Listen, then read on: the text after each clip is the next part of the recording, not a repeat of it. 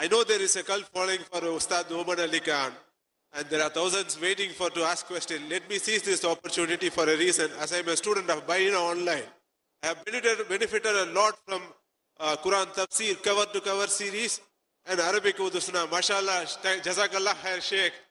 Everybody here, please subscribe to Noman Ali Khan in Facebook and Bayyinah. You will really know Allah's kalam word by word and meaning by meaning. And he has unearthed so many gems. MashaAllah. Jazakallah Khair. Can you put forward your question if you have one? There is a numerous miracles in the Quran. One of the most miracle which I have been always pondering about is Allah subhanahu wa ta'ala has preserved this Quran for so many years till Day of Judgment.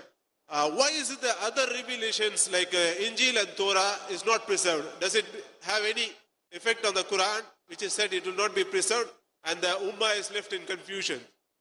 Bismillah wa salatu wa salam. Jazakallahu khairan for your question.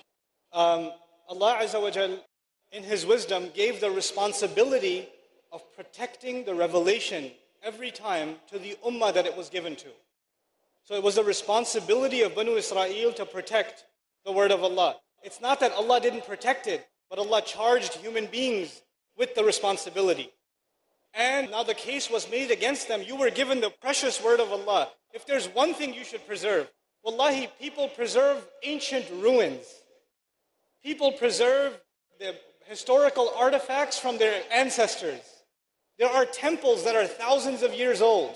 There are poems and parchments that are preserved.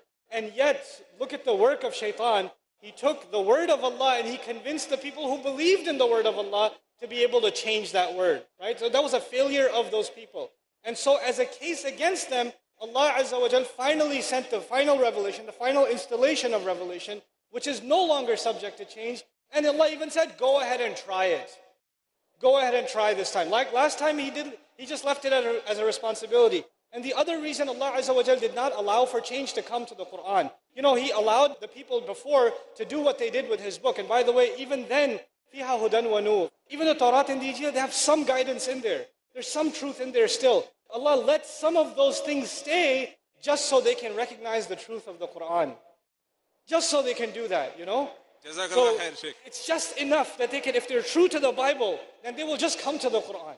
If they're true to the Old Testament, they'll just come to the Quran. Wallahi, I have sat with rabbis about the Torah, and I say, explain your prayer to me, and tell me that we don't pray according to what was given to you. And they will, in private settings, they will tell you it's the same. In private settings, they will say this is revelation. I've had it personally, subhanAllah, these conversations. Jazakallah khair. Barakallahu feekum.